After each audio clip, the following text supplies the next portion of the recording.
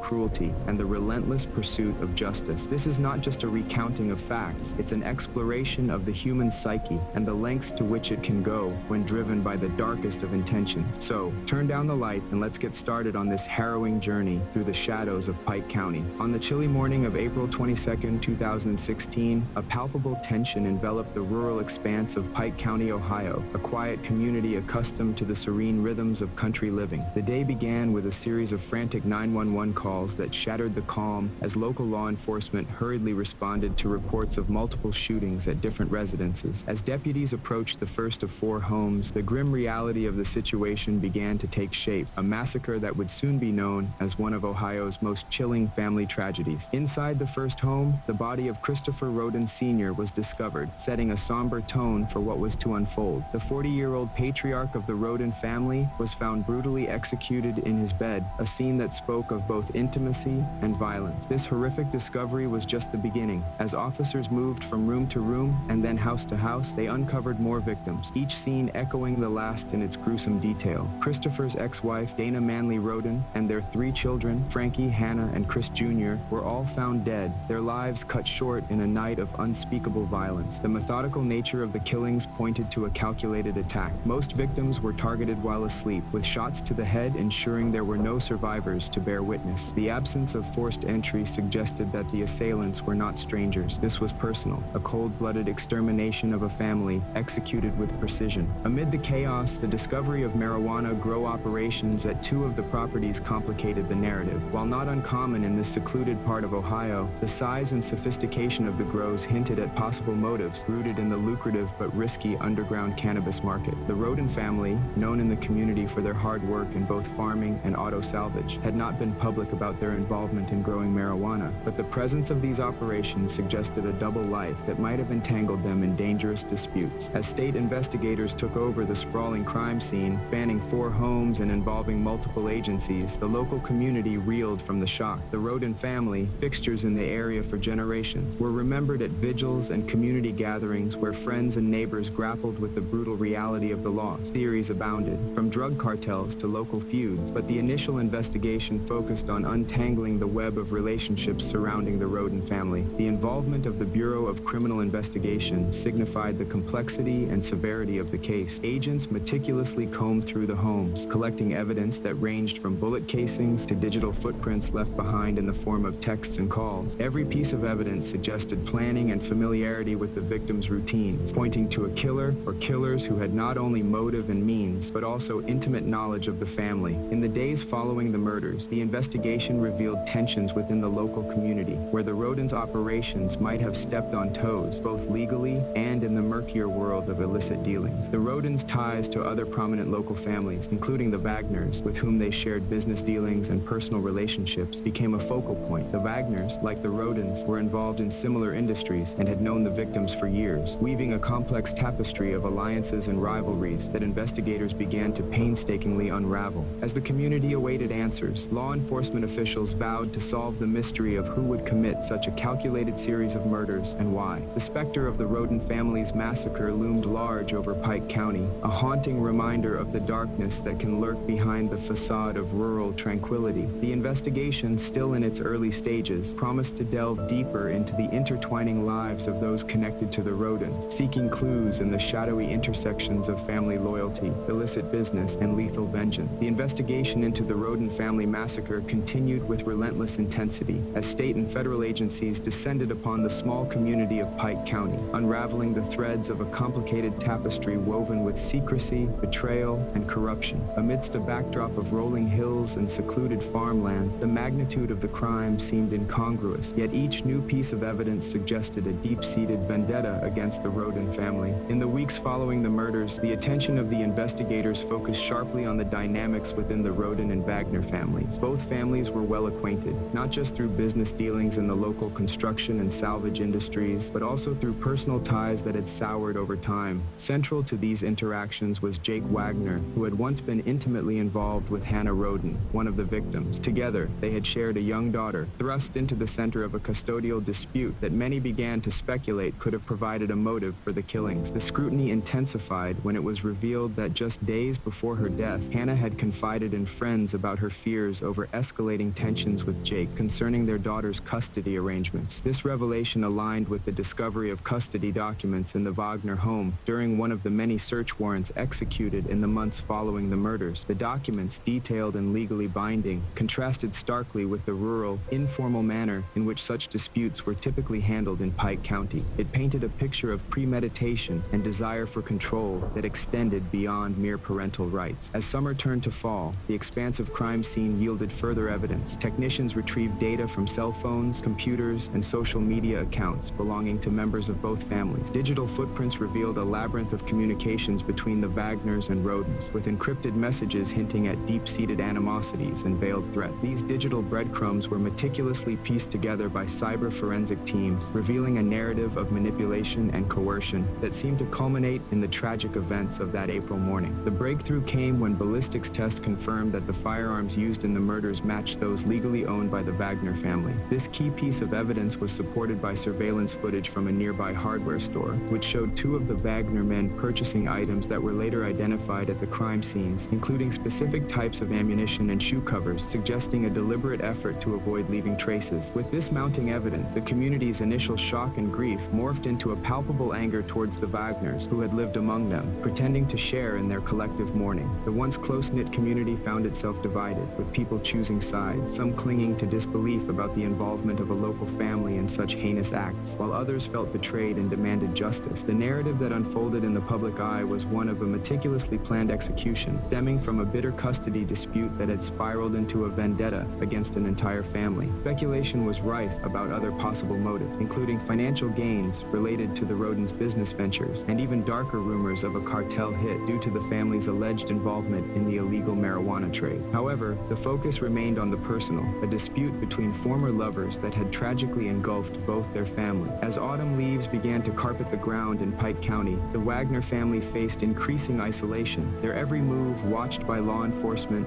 and the community. With the evidence stacking up, arrests seemed imminent, turning the slow wheels of rural justice suddenly into swift action. The community braced for more revelations, hoping for closure, yet dreading the extent of the betrayal that might yet be uncovered in the heart of their once peaceful community. As the leaves changed in Pike County, the investigation into the Roden family massacre reached a crucial turning point. Armed with a wealth of digital evidence and the damning ballistics report, law enforcement was poised to act. The Wagner family, once integral members of the community, now found themselves the focus of an intense investigative storm. In November 2018, more than 2 years after the murders, a coordinated series of arrests were made, shattering the facade of normalcy the Wagners had maintained. On that crisp morning, SWAT teams descended upon the Wagner Wagner property. George Wagner III, Angela Wagner, and their two sons, George IV and Edward Jake Wagner, were taken into custody, charged with the premeditated murder of 8 members of the Roden family. The arrest marked a significant breakthrough in the case, turning local suspicions into formal accusations. The news rippled through Pike County, bringing a mix of relief and renewed grief as the reality of the betrayal sank in. The prosecution laid out its case, revealing a plot that appeared to stem primarily from the custody dispute over Jake Wagner's daughter. It was alleged that the Wagners had become obsessed with gaining full custody of the young child, enough to meticulously plan and execute a massacre to eliminate anyone who might stand in their way. This chilling narrative was supported by a trove of evidence, including homemade silencers, specific ammunition matching the wounds of the victims, and a detailed plan for the night of the murders, which was found on one of the Wagners' electronic devices. The community reeled as further details emerged from court documents. Surveillance tactics employed by the Wagners included hacking into the Roden's social media accounts and phones to track their movements and conversations. The Wagners had even gone so far as to tamper with the crime scenes post-murder to mislead the initial investigation. Each revelation painted a picture of a deeply calculated act rooted in a desire for control that had grotesquely overshadowed any semblance of moral judgment. As the legal proceedings began, the Wagners faced a litany of charges, from aggravated murder and conspiracy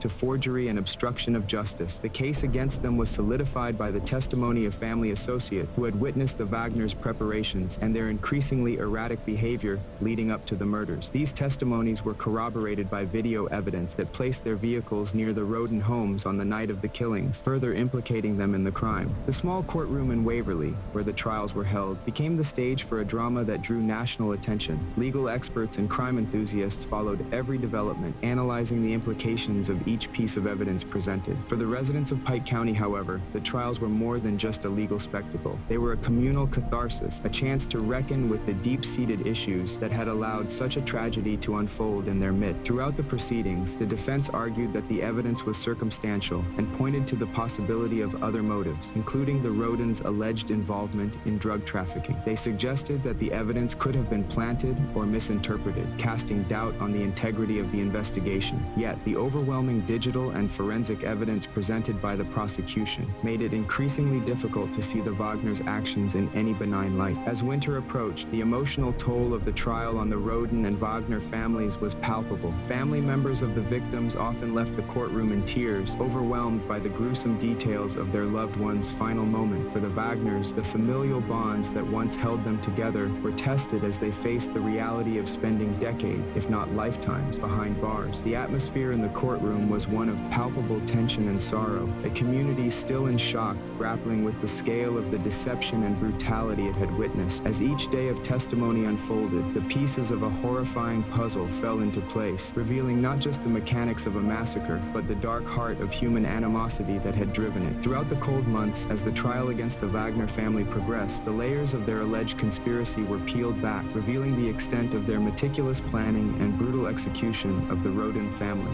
Evidence presented in court painted a grim picture of premeditation, including the purchase and testing of silencers, nighttime reconnaissance missions, and an almost obsessive control over the narrative that the Wagners attempted to maintain in the aftermath of the murders. The courtroom dynamics shifted as plea deals and state's evidence began to play pivotal roles. In a significant development, Jake Wagner, once poised to defend his actions vigorously, chose to plead guilty to spare his family the death penalty, agreeing to testify against his parents and brother. His testimony provided a first-hand account of the planning and execution phases of the crime, which he described with chilling detachment. He recounted how the family had practiced shooting with silencers, discussed alibis, and even debated the order in which the Rodens should be killed. Jake's confessions added a harrowing layer of detail to the narrative. He described the night of the murders with cold precision, illustrating how his family moved from one house to another, ensuring that each member of the Roden family was dealt with according to their grim plan. The courtroom listened in stunned silence as he narrated their steps, portraying a night filled with calculated violence designed to eliminate an entire lineage. As the trials unfolded, evidence and testimonies seemed to entwine, forming a tight net around the accused. The Wagners' defense attorneys contended with the overwhelming narrative by questioning the reliability of forensic methods and the potential for other suspects, including drug cartels. But the prosecution's case, bolstered by Jake's testimony, was formidable. The community, while divided in their sentiment, mostly felt a grim satisfaction that justice appeared imminent, hoping it could close a dark dark chapter in their lives. Outside the courtroom, the impact of the case resonated deeply within Pike County. Schools implemented counseling sessions, and local churches held community healing events. The trials had laid bare not only the depths of human depravity, but also the fragility of community ties. The Roden and Wagner families, once integral to the community fabric, now symbolized a shattered trust that would take generations to rebuild. As the final arguments were made and the jury deliberated, Pike County held its breath. The verdict, when they came, were almost anticlimactic in their inevitability. Guilty on nearly all counts, the Wagners were sentenced to life in prison without the possibility of parole. The sentences were a formal conclusion to a saga that had gripped the community for years. In the aftermath of the trial, Pike County attempted to find its new normal. The scars of the massacre would linger, visible in the abandoned homes and in the wary glances of neighbors once known to each other as friends. The legal closure did little to heal the emotional wounds or answer the lingering questions about what could drive a family to commit such heinous acts against another. As the years passed, the Roden family massacre became a somber lesson for the community, a reminder of the darkness that can lurk behind closed doors and the importance of justice in upholding communal peace. Memorials were erected and annual vigils were held, not just to mourn the loss, but to affirm the resilience of those left behind. The story of the Roden family massacre, while closed in the legal books, remained open in the hearts of Pike County, a poignant narrative of loss, betrayal, and the enduring quest for peace and justice. Thank you for joining me on this harrowing journey through the dark twists and turns of the Pike County massacre. What we uncovered today is more than a crime. It's a profound reflection on the depths of human malice and the resilience of a community in the face of unimaginable tragedy. As we close this chapter, let us not forget the lives lost and the ongoing struggles of those left behind. Justice may provide some solace, but the scars will endure, reminding us of the delicate fabric of human relationships and the vigilance we must maintain to protect it. If today's story moved you, please like, subscribe, and click the bell icon so you don't miss out on more stories like this one. Share your thoughts in the comments below. Your insights enrich our discussions and help us all gain a deeper understanding of these complex cases. Until next time, keep seeking the truth. Stay safe, stay curious, and as always, keep whispering about the guilty. Goodbye, and take care.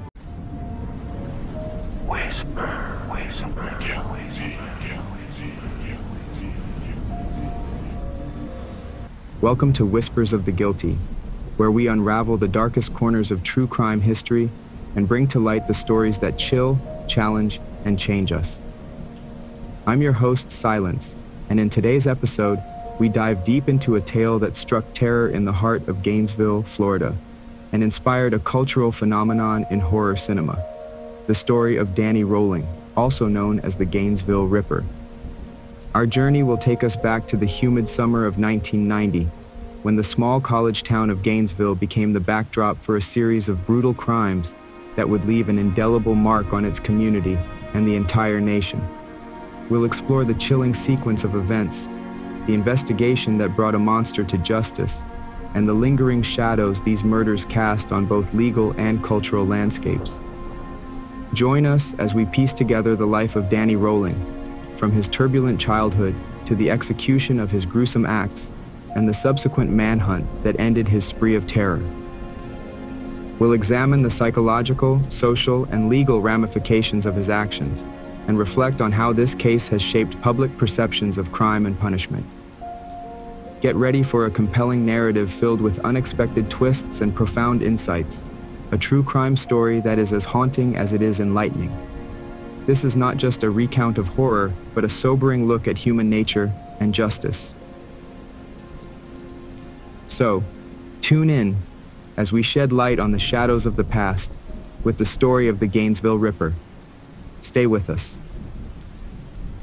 In the sweltering heat of August 1990, Gainesville, Florida, a town celebrated for its verdant streets and youthful energy, became the backdrop for a series of events that would etch its name into the annals of American criminal history.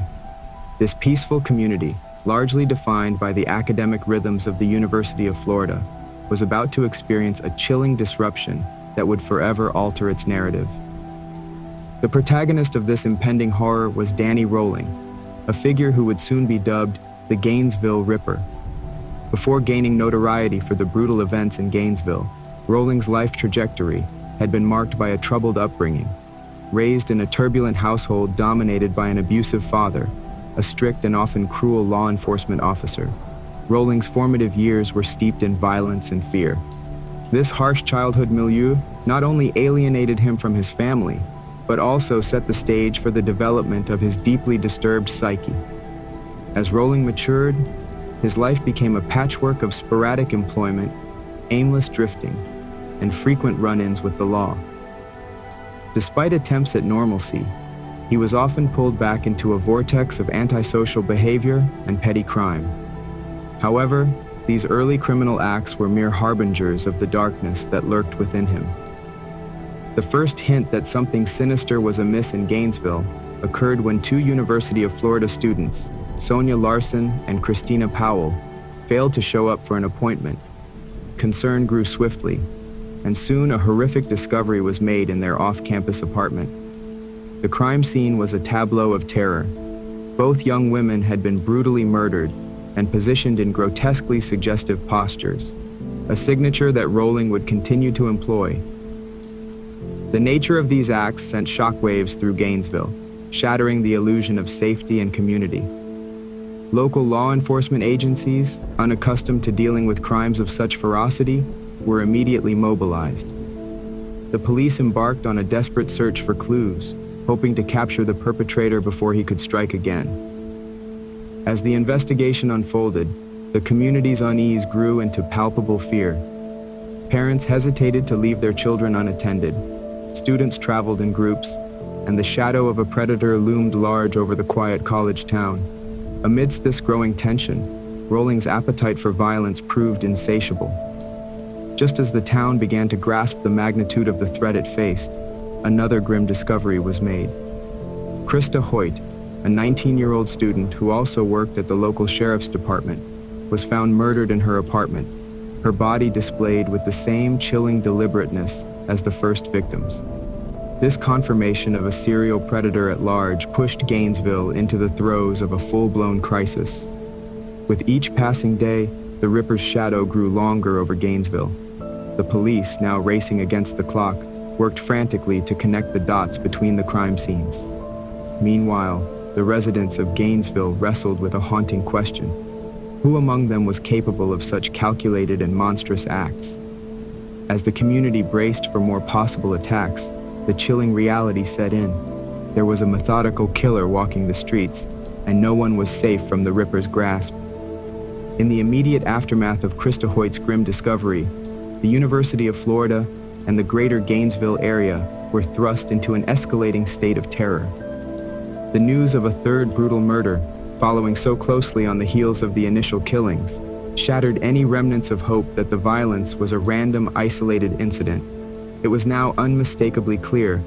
A serial killer was methodically stalking their community, and no one knew where or when he might strike next. Law enforcement agencies, led by seasoned detectives and supported by the FBI, doubled their efforts. They established a 24-hour command center, pooling all available resources to track down the killer. Psychological profilers were brought in, constructing a detailed behavioral blueprint of the suspect. They posited that the killer was someone with profound animosity towards women, likely fueled by personal traumas and a desire to exert control. This profile, while speculative, sharpened the focus of the investigation and guided the police in their hunt. The mood on campus and across Gainesville was one of deep anxiety and vigilance. Students altered their daily routines, nighttime gatherings were canceled, and many chose to leave town altogether. The local media coverage was incessant, broadcasting updates that both informed and inflamed the public's fears. This media circus reached national proportions, drawing spectators and journalists from across the country who were captivated by the unfolding drama. In this high-stress environment, the Gainesville police made a critical connection. They linked the Gainesville murders to an unresolved triple homicide in Shreveport, Louisiana, Rowling's hometown. This link was established through strikingly similar methods of murder and body positioning between the cases. With Danny Rowling now a prime suspect, his background was scrutinized, revealing a pattern of escalating violence that culminated in the horrific events in Gainesville. As the investigation deepened, detectives discovered Rowling's campsite in a wooded area near the university. This secluded site contained chilling evidence, including tools possibly used in the break-ins and personal items that could be traced back to the victims. The most disturbing find was a series of audio tapes in which Rolling expressed his deep-seated hatred and frustration, sang about his deeds, and hinted at his reasons for the killings. The community's fear turned to outright panic as two more students, Tracy Pauls and Manuel Taboada, were found murdered in their apartment, bearing the same horrifying signature as the previous killings. This latest double homicide confirmed the worst fears of the residents and police alike. The killer was not only still at large, but also growing bolder with each attack. With critical forensic evidence now linking these crimes, including DNA and fibers from the crime scenes, law enforcement agencies knew they were on the right track. The manhunt for Danny Rolling intensified, as police and FBI agents coordinated a large-scale operation to apprehend him before he could claim any more lives. As Gainesville grappled with the horror of 5 brutal murders, law enforcement intensified their manhunt for Danny Rolling. The discovery of Rolling's campsite had provided investigators with crucial evidence, aligning the chilling pieces of the puzzle. Inside the grim confines of his makeshift shelter, police found not only personal belongings linking Rolling to the scenes, but also disturbing diaries and recordings that offered a window into his twisted psyche. The recordings were a goldmine for psychological profilers, revealing Rolling's deep-seated rage and his desire to inflict pain and fear. These insights helped to refine the profile of the killer, portraying him as not just a predator of opportunity, but a calculated monster reveling in the terror he sowed. This understanding shifted the investigative strategies, focusing efforts on anticipating his moves and capturing him before another attack could occur. Meanwhile, the city of Gainesville was in the grip of fear. The University of Florida campus was eerily quiet, as students who hadn't left town were implementing safety measures recommended by the police, such as traveling in groups and adhering to strict curfews. The usual vibrant nightlife of the town had dimmed, with streets deserted as dusk fell and local businesses suffering from the lack of foot traffic. In the midst of this tense atmosphere, the FBI and local police were putting together a comprehensive search operation. Rolling's identity was now at the forefront of national news, making it difficult for him to find refuge. His face was displayed on every news channel and printed in newspapers across the country, as law enforcement agencies employed both traditional and innovative tactics to track him down. This nationwide alert bore fruit when Rolling was apprehended in Ocala, Florida, caught during a routine sweep for a minor robbery. Initially arrested under suspicion for theft, the matching fingerprints and subsequent DNA tests soon confirmed law enforcement's worst fears. They had caught the Gainesville Ripper. Rolling's arrest brought a collective sigh of relief from the terror-stricken community, yet the weight of his potential trial hung heavily in the air. The families of the victims and a scarred community awaited justice, seeking closure for the nightmare that had abruptly invaded their lives. As preparations for the trial began, the scale of Rolling's crimes started to become painfully clear. The evidence compiled was damning. A narrative constructed by forensic experts painted a picture of premeditated malice that was nearly unparalleled. Law enforcement officers, some of whom had become emotionally invested in the case, prepared to present a watertight case to ensure Rolling would face the full severity of the law. The community also began to rally, finding solidarity in their shared trauma. Vigils were held, and counseling services were expanded to help those affected cope with the psychological aftermath of the Ripper's terror. The university took steps to enhance campus security and review its protocols to prevent such tragedies in the future. As Gainesville tried to mend its wounds, the story of Danny Rolling was a grim reminder of the fragility of safety and the depth of evil that can lurk behind a human facade. The upcoming trial promised not only to deliver justice, but also to offer a chance for reflection and perhaps understanding of the darkest corners of the human mind. The trial of Danny Rolling, known as the Gainesville Ripper, began under the watchful eyes of a nation still reeling from the details of his heinous crimes. Held in the very town he had terrorized, the proceedings were a focal point for unresolved grief, lingering fear, and a community's craving for justice. The courtroom served not only as a venue for legal judgment, but also as a place for public catharsis. As the trial commenced, the prosecution laid out a detailed case against Rowling, supported by a wealth of evidence. The items retrieved from his campsite, the DNA samples linking him to the victims, and his own chilling recordings painted a vivid picture of premeditation and depravity. Each piece of evidence was a brutal reminder of the terror he had inflicted over those few days in late summer. Rowling's defense, in contrast, focused on his turbulent past, highlighting a childhood marred by extreme abuse at the hands of his father, a stringent disciplinarian who had been a police officer. His lawyers argued that his violent upbringing and subsequent mental health issues were mitigating factors, suggesting that Rowling was driven by forces beyond his full control. They posited that his actions, though monstrous, were the outputs of a profoundly damaged psyche. Despite the defense's efforts to humanize Rowling, the gravity of his crimes left little room for sympathy. The turning point in the trial came when Rowling, in a surprise move, pled guilty to all charges. This unexpected confession shifted the proceedings directly to the sentencing phase, eliminating the need for a jury to deliberate his guilt. In a courtroom charged with tension, Rowling's admission was met with a mix of relief and horror. Relief that the legal ordeal was nearing an end, and horror as they were forced to confront the depth of his brutality directly from his own lips.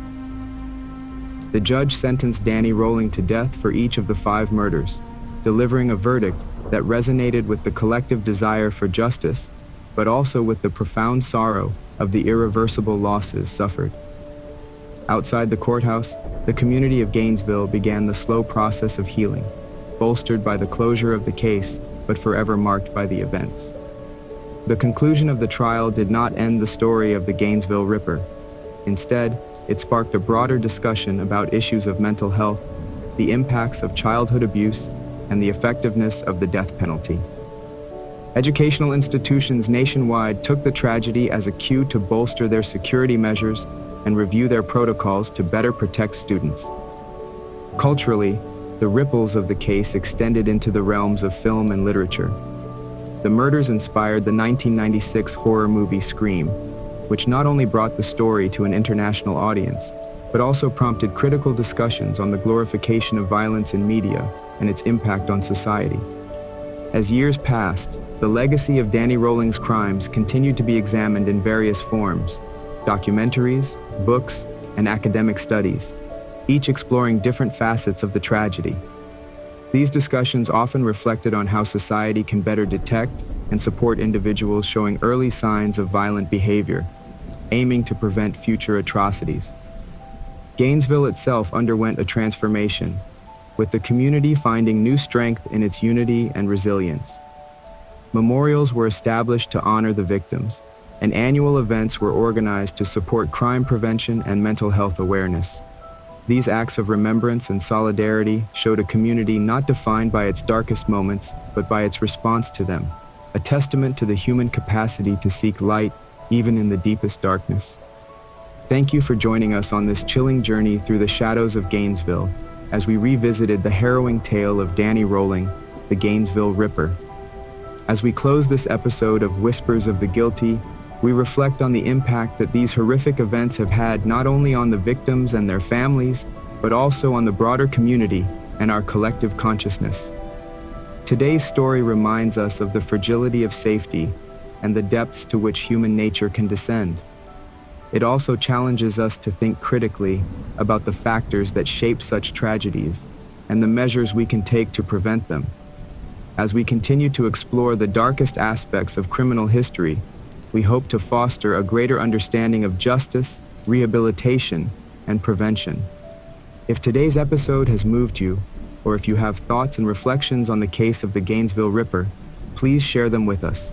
Subscribe to our channel for more deep dives into true crime stories, and don't forget to click the bell icon to receive updates on new episodes. Until next time, stay safe, stay curious, and keep seeking the truth. This is Silence, signing off from Whispers of the Guilty.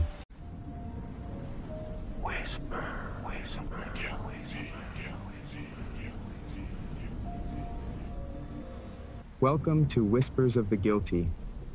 Today we delve into the haunting tale of Kitty Genovese, a story that shocked a nation and revealed the dark side of urban indifference. In the early hours of March 13, 1964, Kitty Genovese, a vibrant young woman, was brutally murdered outside her apartment in Queens, New York. Despite her desperate cries for help, 38 witnesses reportedly watched from their windows, yet none intervened.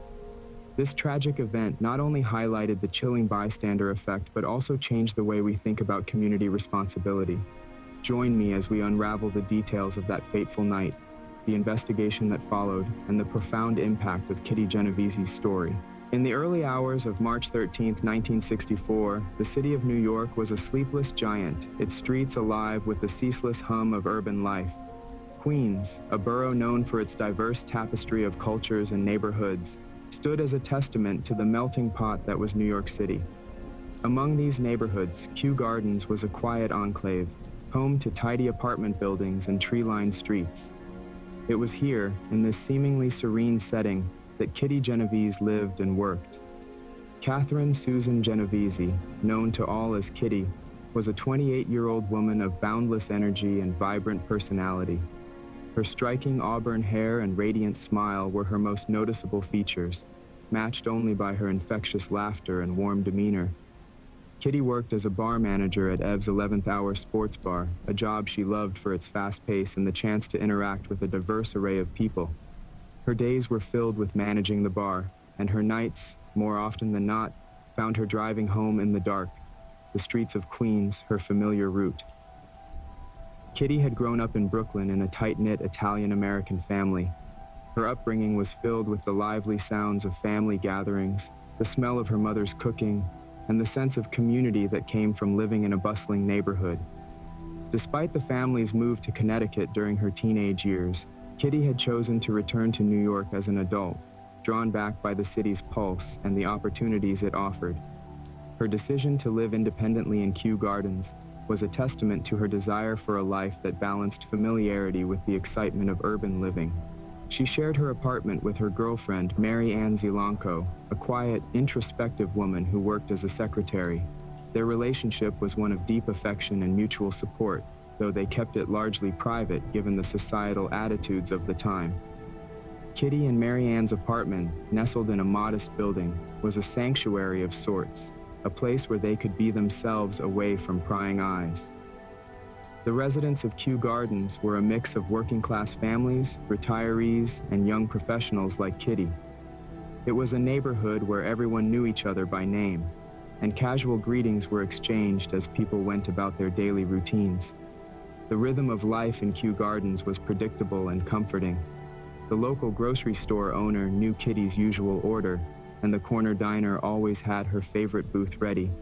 However, beneath the surface of this idyllic community, there was an undercurrent of change. The early 1960s were a time of social upheaval in America, with civil rights movements gaining momentum and societal norms beginning to shift. In New York, the crime rate was climbing, and stories of violence and unrest were becoming more frequent. Yet for the residents of Kew Gardens, these stories felt distant, the kind of thing that happened elsewhere, not in their quiet corner of Queens. As the night of March 12th turned into the early hours of March 13th, Kitty finished her shift at the bar.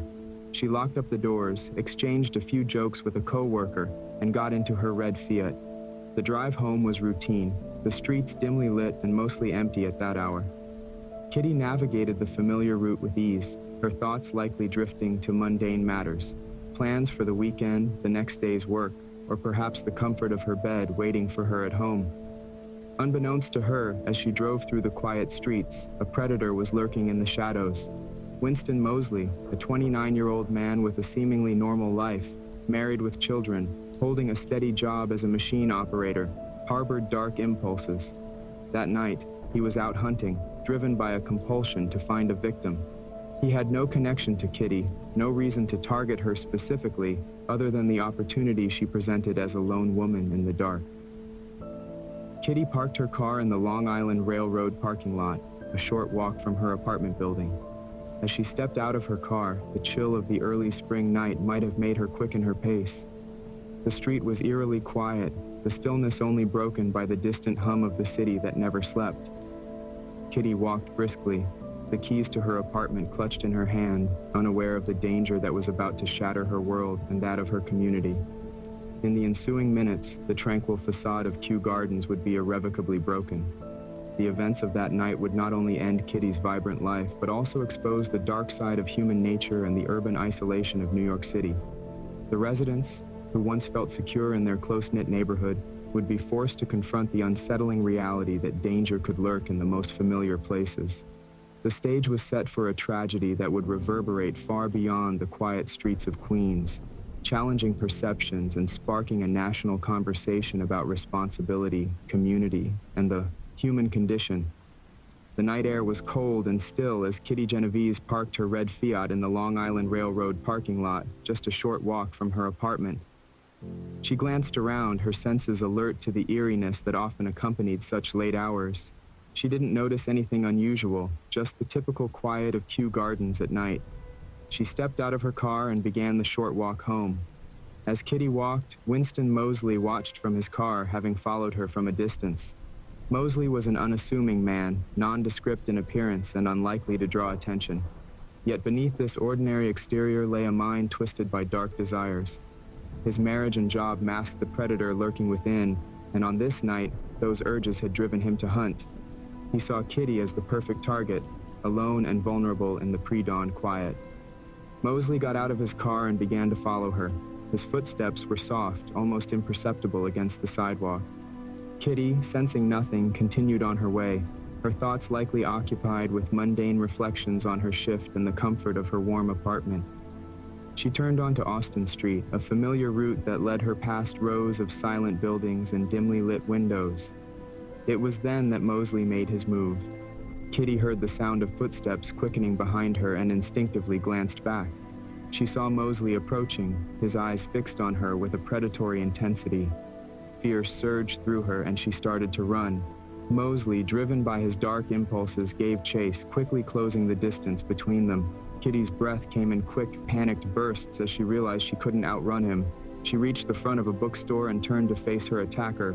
Moseley lunged, knife in hand, and Kitty screamed, the sound piercing the stillness of the night.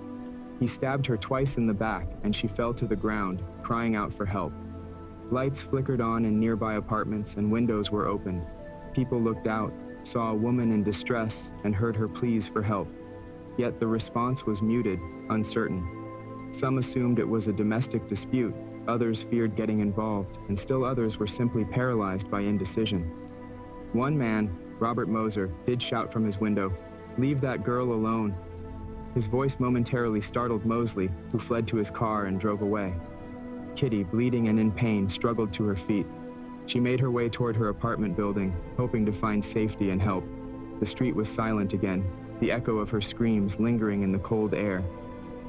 Kitty reached the entrance to her apartment building, but before she could get inside, Moseley returned. His departure had been a ruse. He had only moved his car to a different location and then returned to finish what he had started. He found Kitty collapsed in a hallway trying to reach her door. Without hesitation, he resumed his attack, stabbing her repeatedly.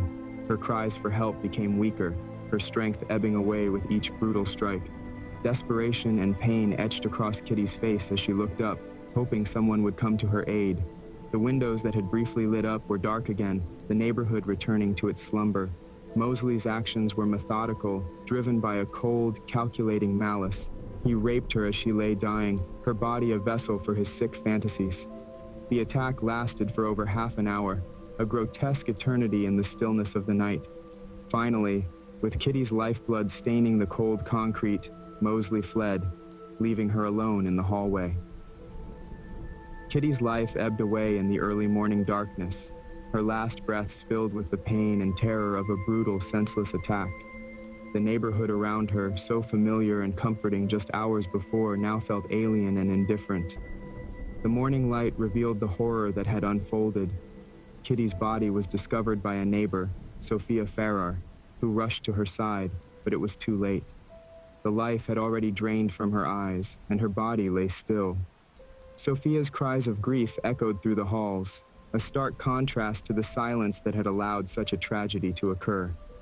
The police arrived, their presence too late to save Kitty, but essential to uncovering the events of that fateful night. The initial response was routine, another crime in a city where violence was becoming increasingly common. But as the details emerged, the true horror of Kitty's final moments and the apparent apathy of those who could have helped began to take shape. Detectives began piecing together the sequence of events, talking to residents and gathering evidence. They quickly realized that Kitty's death was not just another statistic, it was a chilling reflection of societal apathy and the dark underbelly of urban life. The investigation would uncover not only the brutal reality of her murder, but also the unsettling truth about human nature and the bystander effect. As news of Kitty's murder spread, it sparked a national conversation about responsibility and community. How could so many people have heard her screams and done nothing? The horror of her death was compounded by the realization that it might have been prevented if only someone had acted. The case of Kitty Genovese would become a watershed moment, a grim reminder of the importance of compassion and the dire consequences of indifference. The dawn of March 13, 1964, found the Kew Gardens neighborhood shrouded in a somber haze. The brutal murder of Kitty Genovese had cast a pall over the community, and as the first responders arrived at the scene, they were met with a grim tableau. Kitty's lifeless body lay in the hallway, a silent testament to the violence she had endured. The initial shock of the discovery quickly gave way to the methodical process of investigation as detectives sought to piece together the events of the previous night. The investigation was led by Detective John Carroll, a seasoned officer with a keen eye for detail. Carroll arrived at the scene, his mind already racing with questions. How had such a horrific crime occurred in a seemingly peaceful neighborhood? Why had no one come to Kitty's aid? As he surveyed the crime scene, the answers seemed elusive, hidden beneath layers of fear and silence. The first step was to secure the area and collect physical evidence. Forensic teams meticulously photographed the scene, documenting every bloodstain and piece of debris. Kitty's purse was found nearby, its contents strewn across the ground, a stark reminder of her struggle. The knife used in the attack was not immediately recovered, but the severity of her wounds left no doubt about the weapon's brutality. Carroll knew that the key to solving this case lay in the testimonies of those who had witnessed the events, even if indirectly. He began canvassing the neighborhood, knocking on doors and speaking to residents. The responses were mixed. Some were reluctant to talk, fearing reprisal or simply wanting to forget the horror. Others were more forthcoming, their guilt and regret palpable as they recounted the screams they had heard and the shadows they had seen. One of the most critical interviews was with Carl Ross, a neighbor who lived just across the hallway from Kitty. Ross had heard the initial attack and had even seen part of it from his window. He admitted to being terrified, unable to muster the courage to intervene or call the police. Ross's account provided crucial details about the timeline of the attack, confirming that Mosley had left and then returned to finish his gruesome deed. Another key witness was Joseph Fink, an elderly resident who had heard Kitty's desperate cries for help. Fink had been one of the many who looked out his window but did nothing. His account, combined with others, painted a picture of a community paralyzed by fear and uncertainty. These testimonies, though fragmented, began to form a cohesive narrative of the night's events. The breakthrough in the case came several days later when a routine burglary investigation led to Winston Mosley's arrest. Mosley had been caught stealing a television, and during his interrogation, he exhibited a calm, almost detached demeanor. Detectives noticed that Mosley fit the description of Kitty's attacker, a slender man with a nondescript appearance. Suspecting a connection, they pressed Mosley for more information. Under intense questioning, Mosley began to unravel. He confessed to the murder of Kitty Genovese with a chilling lack of remorse, detailing the sequence of his attacks with disturbing clarity. He spoke of his compulsion to kill, describing how he had stalked Kitty, attacked her, and returned to finish the job. Mosley's confession was a horrifying glimpse into the mind of a killer, revealing a man driven by dark, uncontrollable urges.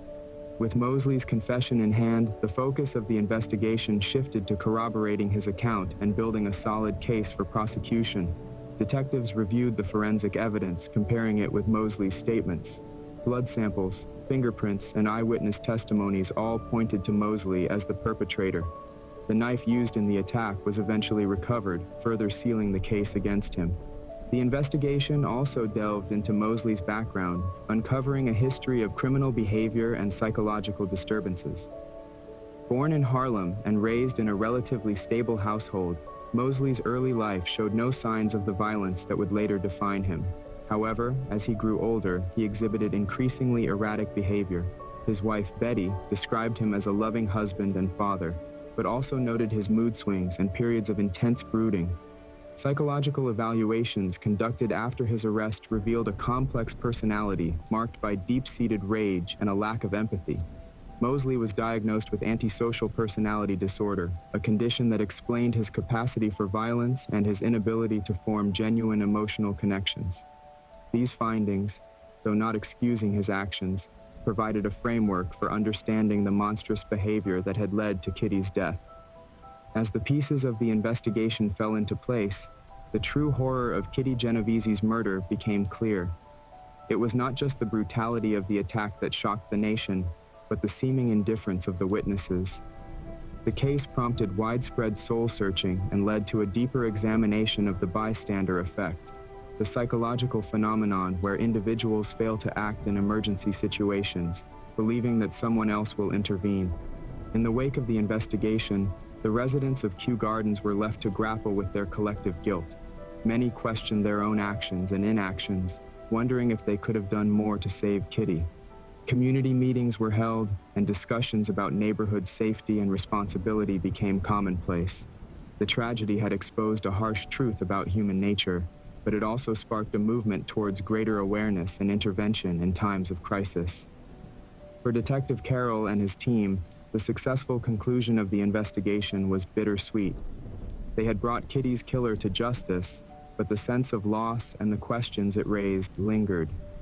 The case of Kitty Genovese would go down in history as a defining moment, not only for the lessons it taught about urban life and communal responsibility, but also for the enduring impact it had on the fabric of society.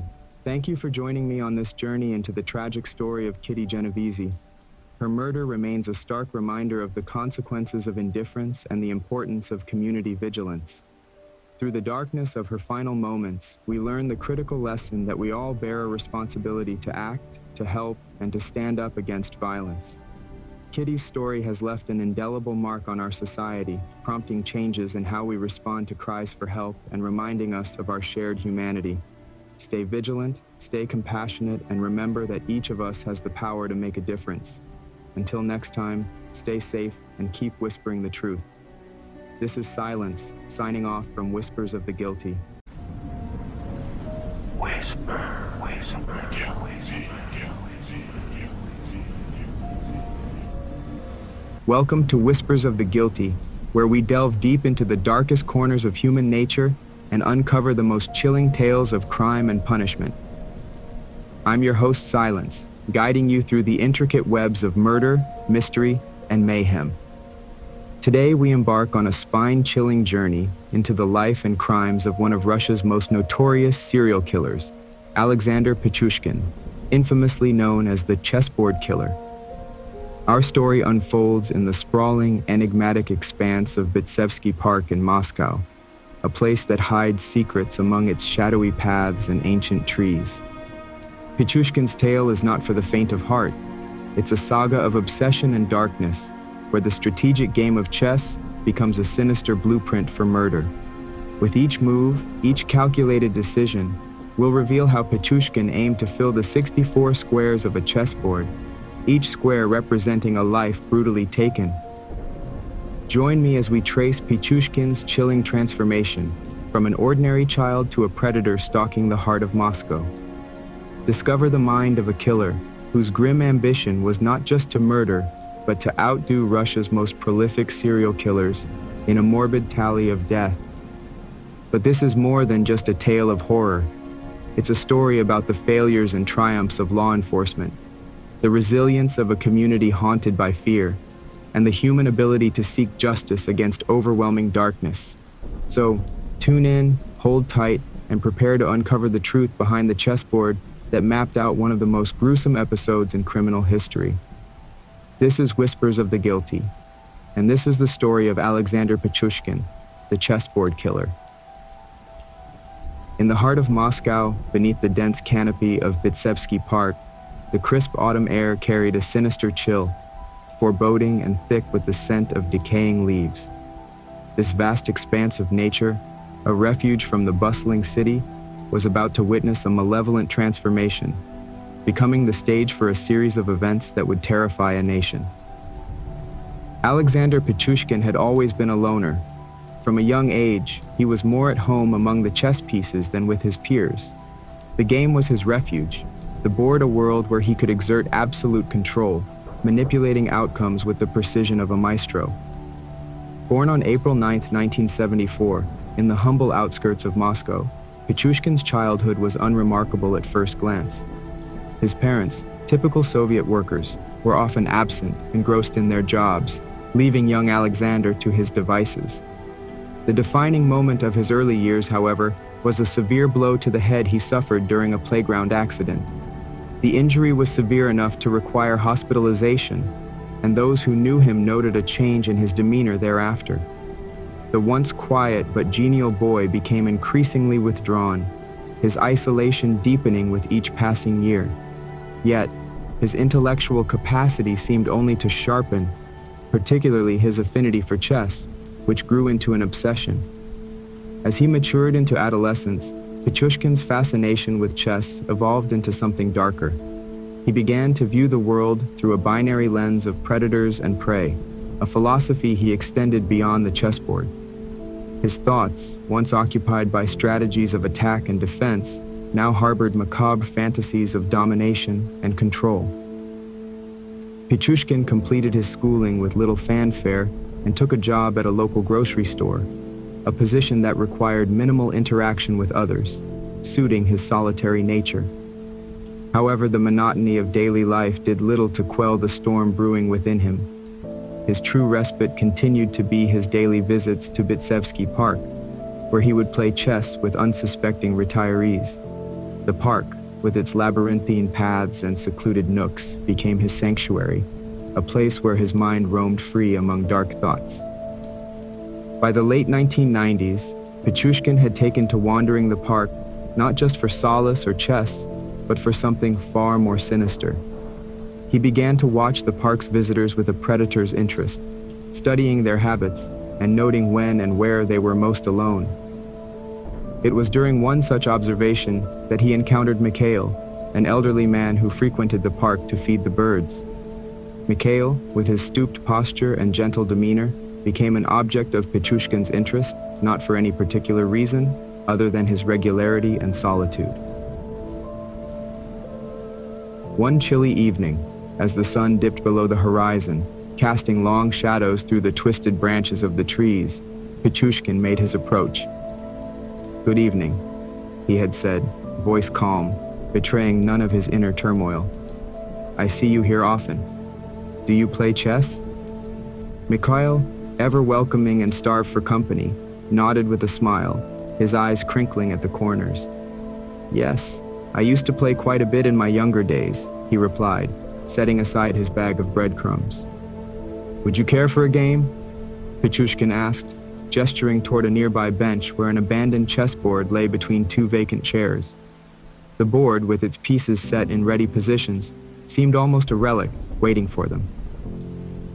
As they played, Pichushkin felt a surge of exhilaration. Here he was, in control, orchestrating every move, every strategy with precision.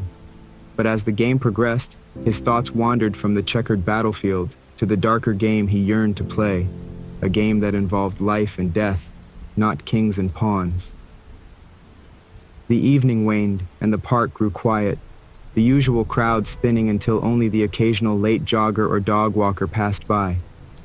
It was then, under the guise of a shared drink to warm themselves against the cold, that Pichushkin made his first move in what would become a horrifying sequence of events. Offering Mikhail a swig from a bottle of vodka, ostensibly to toast a game well played, he watched closely as the old man took a generous gulp.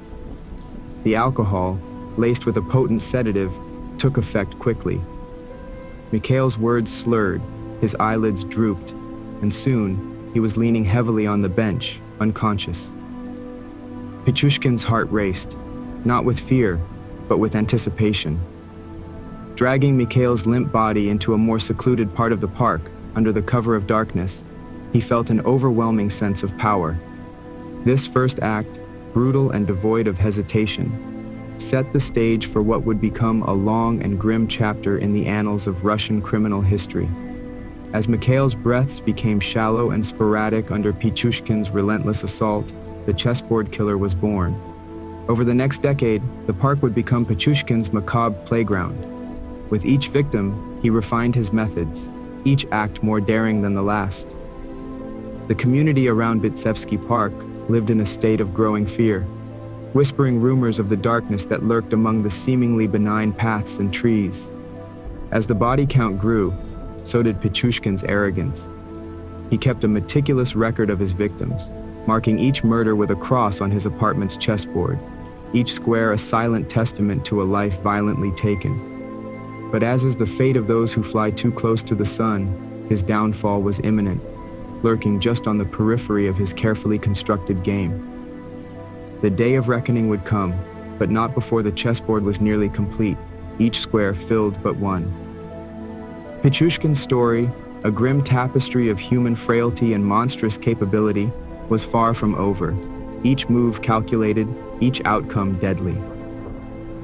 As the years turned, the chill winds of Bitsevsky Park whispered tales of missing souls, tales that became as much a part of the landscape as the gnarled trees and winding paths. With each disappearance, the local newspapers churned out stories filled with speculation and fear, casting shadows over the hearts of Moscow's citizens. Yet for Alexander Pichushkin, each story was a silent accolade, a testament to his cunning and control. His apartment, cluttered with chess books and old newspapers, bore the true evidence of his obsession. The chessboard, now nearly filled with meticulously placed marks, stood as a grim scoreboard of his exploits.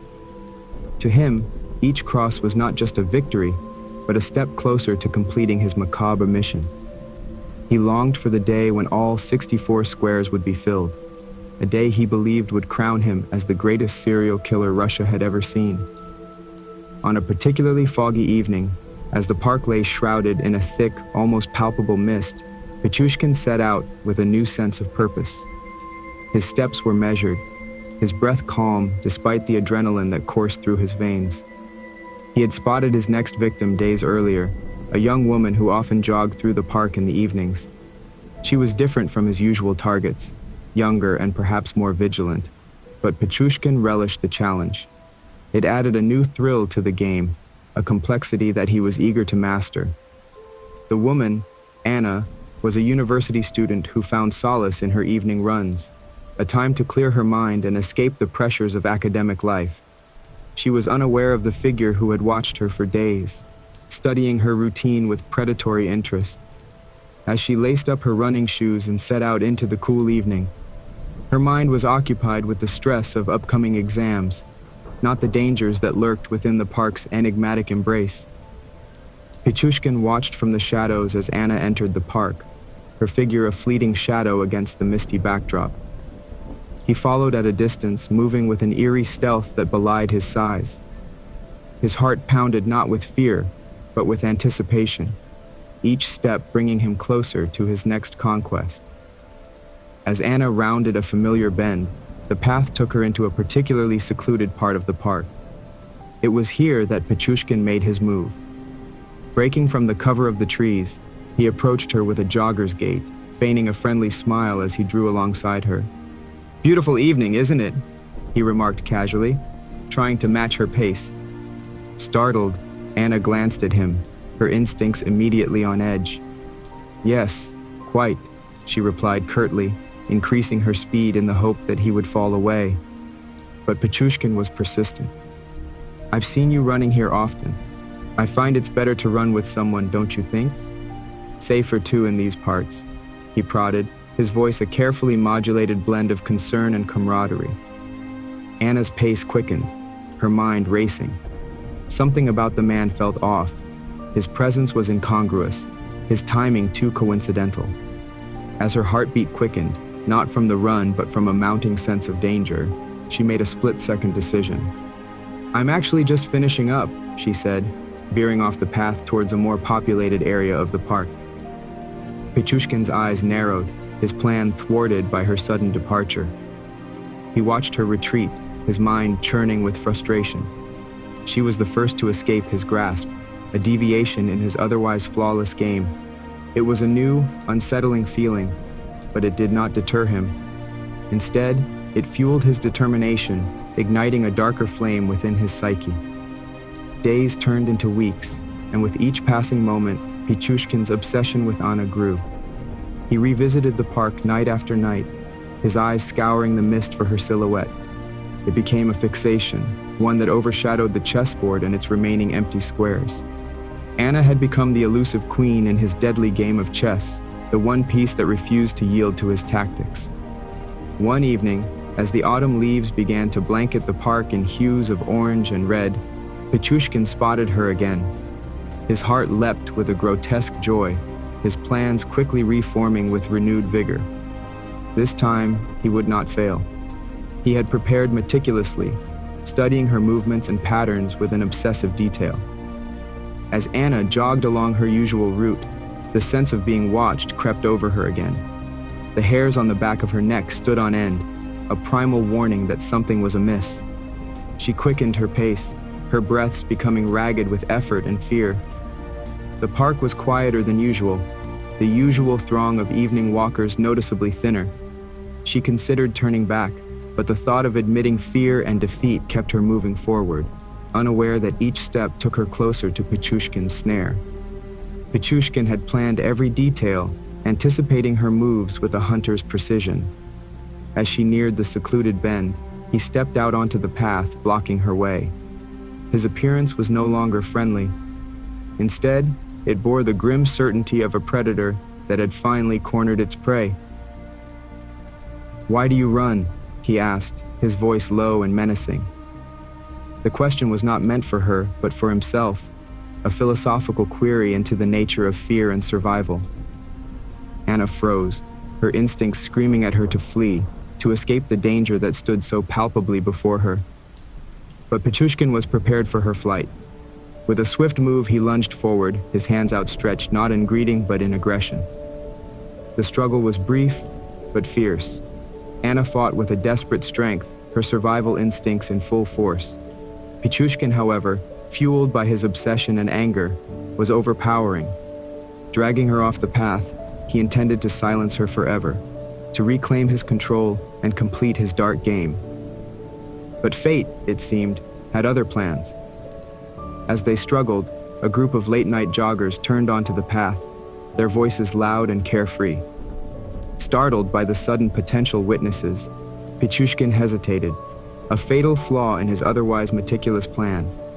Seizing the moment, Anna broke free, her scream piercing the night as she ran towards the safety of the approaching group. Pichushkin retreated into the darkness, his breath heavy with rage and defeat. Anna's escape was more than a mere setback. It was a profound humiliation, a crack in the facade of his invincibility. As he disappeared into the shadows, the chessboard's empty squares mocked him, a reminder of his failure. Yet, this encounter, far from deterring him, only deepened his resolve. The game was not over, it had merely changed. Pichushkin's methods would have to evolve, his strategies recalibrated. He would not be denied his victory, his completion of the chessboard. The hunt would continue, more cautious and cunning than ever, until the park, his dark domain, yielded its final prey. The night air was tinged with the iron scent of rain, a storm brooding on the horizon as if nature itself sensed the tumult brewing beneath the serene facade of Bitsevsky Park. Alexander Pichushkin's shadow melded with the darkening woods, his figure a ghostly presence among the ancient trees. The failure with Anna had left a bitter taste, a reminder of his mortality and fallibility. But it also rekindled the fires of his obsession, pushing him deeper into the abyss of his dark desires. Pichushkin's strategy required adjustment, a new approach that would not only restore his confidence, but also ensure he remained undetected. He could not afford another slip, another witness to his deeds. The park, once a playground of possibilities, now posed a risk with each encounter. His need to complete the chessboard was as pressing as ever, But now he proceeded with a heightened sense of caution, each step measured, each potential victim scrutinized with meticulous care. Over the next few weeks, Pichushkin's sightings in the park became less frequent.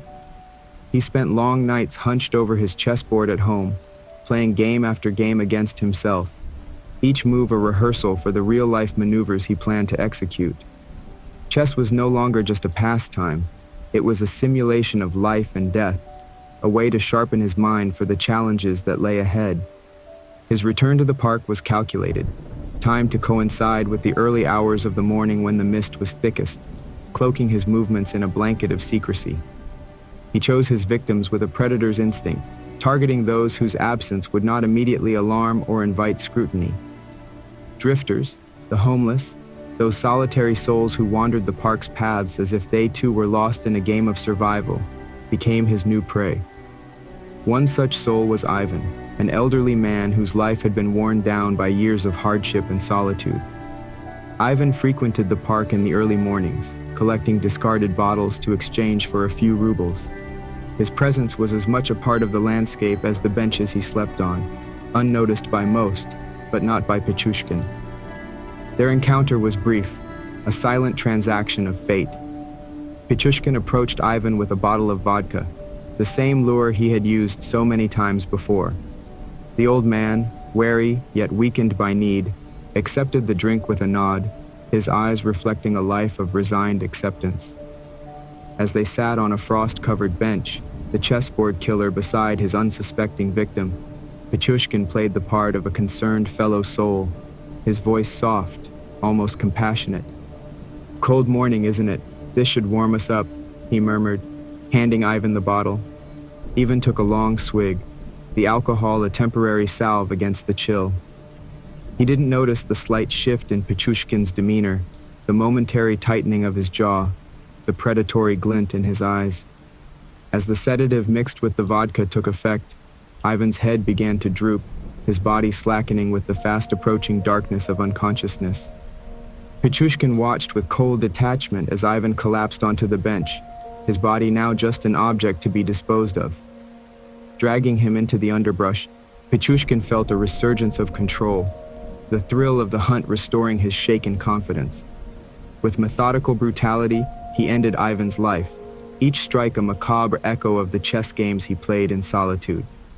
The deed done, Pichushkin left the body concealed under a pile of leaves, a makeshift grave in the park that had become his domain.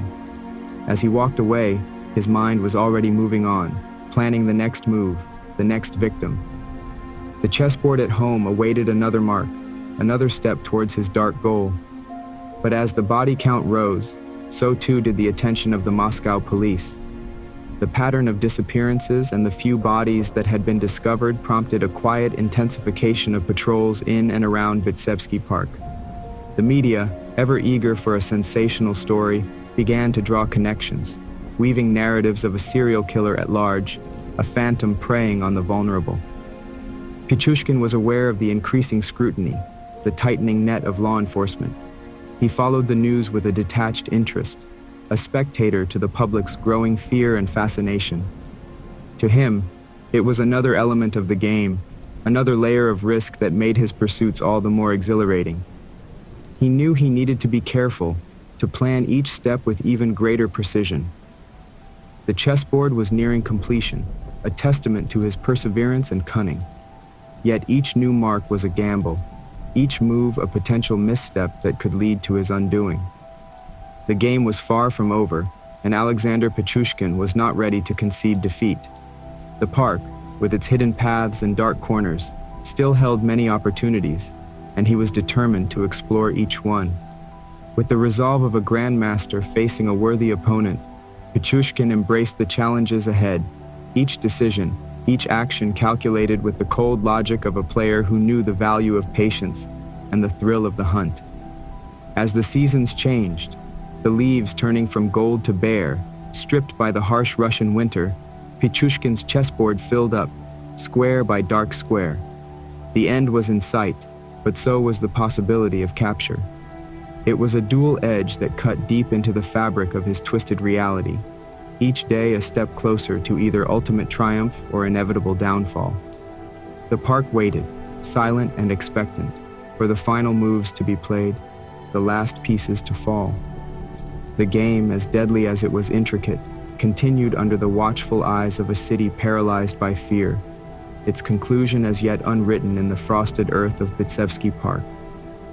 Moscow's winters were harsh, the cold biting into the very bones of the city, turning the once vibrant Bitsevsky Park into a desolate landscape of snow and silence.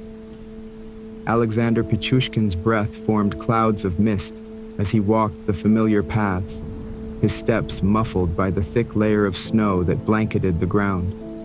The park was quiet, its usual throng of visitors deterred by the freezing temperatures, creating an eerie solitude that matched Pichushkin's cold resolve. The chessboard at his apartment was nearly complete. Only a few squares remained empty, each one a haunting reminder of the endgame that was rapidly approaching. Pichushkin had become more cautious, his movements more calculated as the police presence around the park intensified. Each venture out was a calculated risk, each potential victim scrutinized with a predator's precision. He could not afford a mistake, not when he was so close to achieving his grim goal. The thrill of the hunt had escalated into a compulsive need to fill the chessboard, to fulfill the dark ambition that had consumed him for years. On a particularly bleak afternoon, as the sky threatened more snow, Pichushkin spotted her.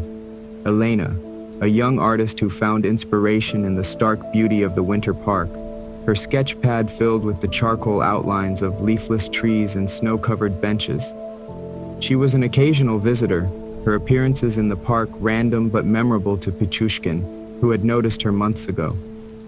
Elena's solitude and focus on her art made her an ideal target, a fact that Pichushkin noted with a chilling sense of anticipation.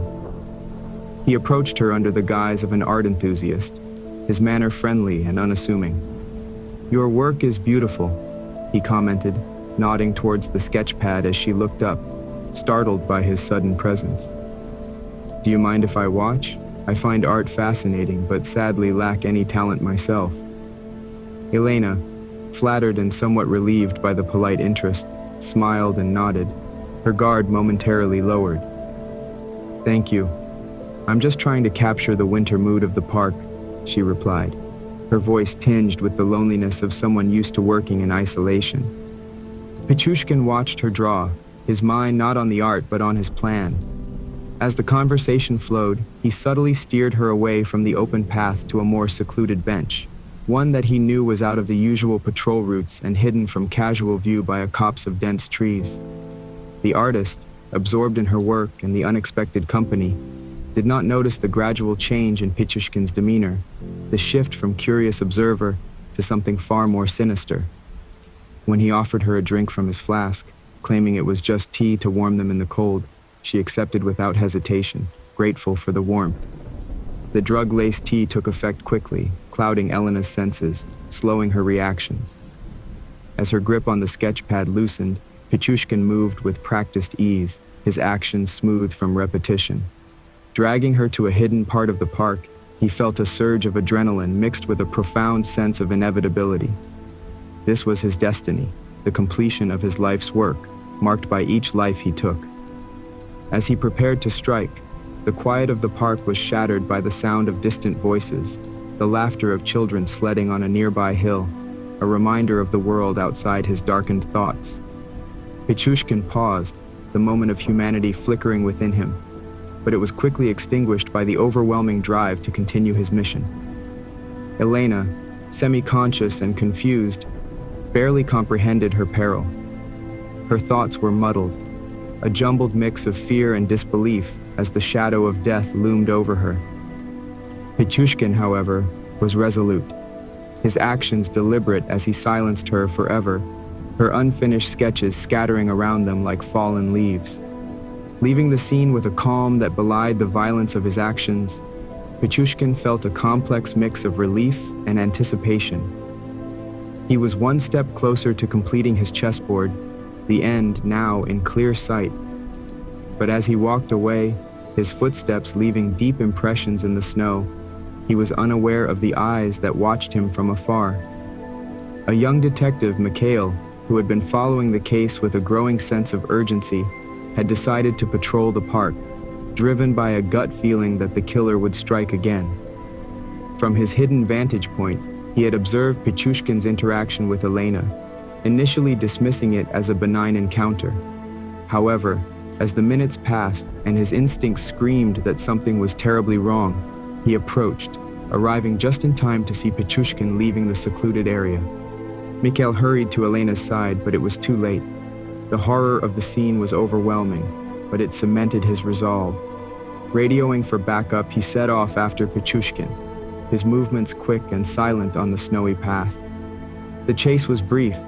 Pichushkin, caught off guard and weighed down by the physical and emotional burden of his actions, was no match for the young, determined detective. As the handcuffs clicked around his wrists, the chessboard killer looked up at the heavy sky, snowflakes beginning to fall, each one a silent witness to his downfall. The arrest of Alexander Pichushkin was a grim victory for Moscow's law enforcement, a case that would haunt the lives of many.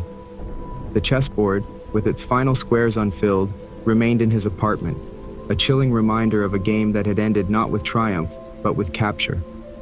The park, once a place of beauty and solitude, slowly began to recover from the shadow of death that had lingered among its paths. The community relieved, yet forever changed by the darkness they had unknowingly harbored. As Pichushkin awaited his trial, the city wrestled with the aftermath of his reign of terror, each victim remembered, each family mourning. The story of the chessboard killer would live on, a stark narrative of madness and method, a somber reflection on the depths to which humanity can sink, and the enduring spirit that fights to emerge from the darkness. Thank you for joining me on this harrowing journey through the twisted mind of Alexander Pichushkin, the chessboard killer. We've navigated the dark paths of Bitsevsky Park and delved into the depths of a psyche consumed by a morbid challenge.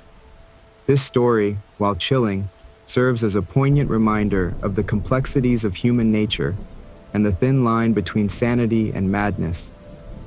As we close this chapter, let's reflect on the lives affected by Pichushkin's actions and remember the importance of vigilance and justice in safeguarding our communities. The bravery of those who stood up, the persistence of law enforcement, and the strength of the survivors and their families remind us of the resilience that can emerge from tragedy.